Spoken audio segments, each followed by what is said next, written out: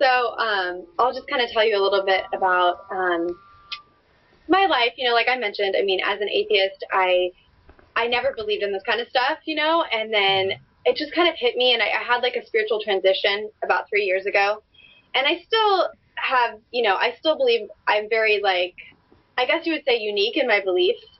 Even as a pagan, I don't believe some of the same things that other pagans believe, but I've been doing lots of divination. Pretty much, I would say maybe I even started doing that as an atheist just because I like to kind of see what would come up. And with tarot and oracle and stuff like that, you can see amazing stuff happen, just the predictions and stuff. So, I had done that for my life. I'd say I was doing that for maybe like 4 years, and then I decided to start my own business doing that, but I never even thought it was going to be successful. I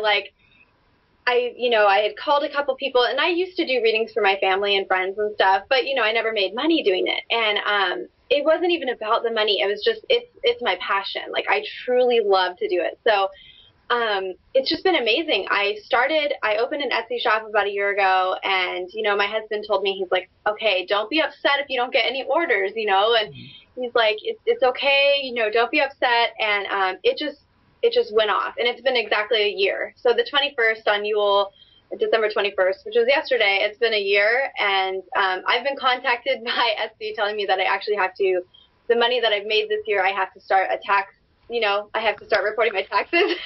So that's unfortunate, but I never thought I was going to even make any money doing this, and it hasn't even been about the money for me. It's more been about the fact that I put my intentions out there, and not letting other people tell me that I shouldn't do it or I wasn't successful, because that's really where you get those blocks. When you have other people say, well, you're not gonna make money doing this, you're not gonna get orders, and it's went off. And I actually am at the point right now where I have a full-time job, of course, so I have to shut down my store in order to actually, be able to get all my orders done. So I think it's just, I really put my intentions out there, and I just kept positive about it. And then every time I would receive an order, I just received really good feedback about what we were doing, So it's been such a blessing in my life. Of course, right now, I think a lot of people with the economy, it's not good right now. So,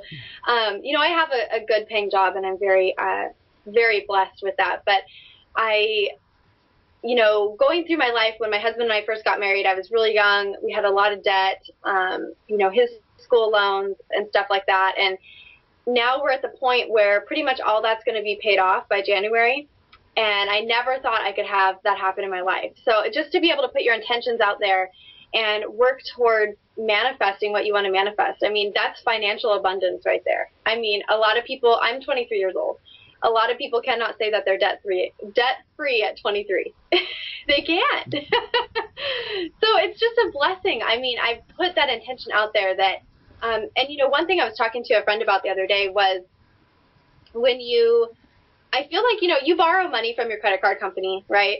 And I feel like if you do the right thing by paying them back, I've noticed that, like, even more abundance will come into my life that way, because they trust you to pay them back, And as I've paid them off, like, more and more things have happened. Like, we've received checks in the mail from, certain things that have gone on in our life and stuff that I never expected to happen. So, being debt-free is definitely a great feeling. So, and being able to build a business and do that from the ground up. I mean, I have no business experience, nothing. And totally, I do all the marketing by myself. I do everything. And just having that intention. And I think when you have a job that you love, you live your life so much more successfully, and I'm just so happy. I'm just so blessed to have that as an opportunity in my life. And that's my goal, long-term manifestation, putting it out there, long-term, that's what I want to do. I mean, I just want to be able to quit my job someday and do this full-time. And, yeah, I mean, my family is very supportive of my belief system. I'm very blessed with that. And they are like, Jenny, you're going to do this full-time someday. You're going to be, having your own shop somewhere. So I'm very lucky at that. I mean, my family is very supportive.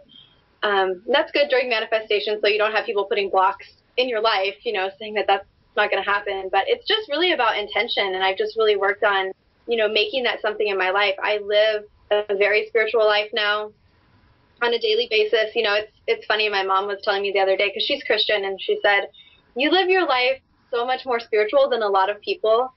You know, I get up in the morning and I have my coffee and I do my divination and I say my prayers, and every night we say prayers. And, you know, I try to give back to my community as much as possible with, I do free readings and, you know, for people. And then I do a lot of different things in the community for the pagan community. And it's been great to be able to do that with my life. I just feel like I've finally come into my life purpose, you know? Yeah. Sorry. So was there a moment when you kind of decided, you know what, this is what I want to do, I'm going to really set an intention then? Or was it just kind of a natural, organic goal that just kind of evolved over time? I would say it was probably, I had kind of been mulling over the idea of starting my own business for a while, but then I just had this, you know, I have dreams about stuff, like from family members that have passed away and stuff. I tend to have dreams a lot about people that I was really close to. And I remember one night having this dream about my grandmother, who I was really close with. She was so supportive, and she was just like, follow your dreams, you know. And so when I woke up the next morning and I'd really gone to work and I was thinking about it all day, and I got home from work and I'm like, I'm doing this. Like, I'm going to make this happen. And it was slow going, you know, because it always is. It takes time. And that's the thing with, I think a lot of people, you know, a lot of people contact me about law of attraction. How do you make it happen? But it's about constantly, every day, not letting those negative thoughts creep into your life. Because if you do, it's not going to work, you know. So it was difficult because sometimes, you know, I didn't know what was going to happen or how I was going to make it work. But just setting that intention out there every day. I did a lot of meditations on it, a lot of prayers, a lot of just asking for guidance, you know, and asking, you know, for it to happen, and it did. And I think just really constantly being positive. I didn't have expectations either. I just was like, whatever comes, comes. And I think that's the power of, you know, the law of attraction. It happens. It's amazing if you believe. Well, that is amazing. That's a great story. Thanks for sharing. Yeah. Do you have any tips for anyone who maybe is looking to start their own business or sell their art or something like that? Just real briefly. You know, okay, especially with art, that's a really good point. I have a lot of friends who are really good artists, and they always say, oh, well, you know, you can own your own business.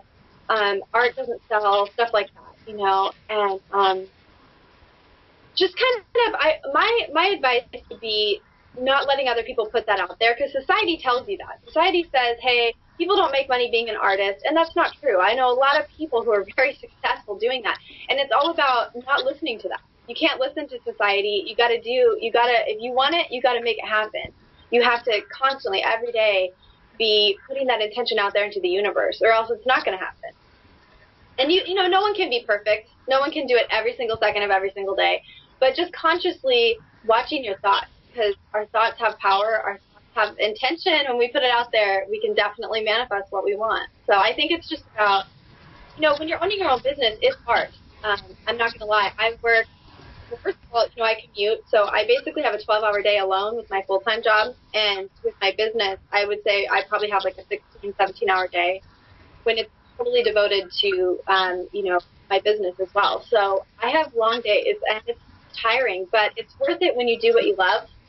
And I just think people have to consciously be aware of what they're putting out there. You know, even the other side of it, if you're consciously saying negative things all the time, then that's what you attract into your life. So people, and one thing I read a long time ago, I remember when I was first studying the law of attraction, I don't remember what book it was in, but the person had said, you know, if you have negative things in your life, it's your fault, you attracted it. And I was like, no, I didn't. That's not true, you know. But then I started thinking about it, and I was like, yeah, I mean, sometimes I had really negative thought forms for long periods of time, and bad stuff happened. I try to do that now, obviously, so good comes my way. But I think it's just about staying positive. You know, like I said, no one's going to be perfect, but it's about have a negative thought, just saying, you know what, I'm going to cancel that, and I'm going to replace it with something more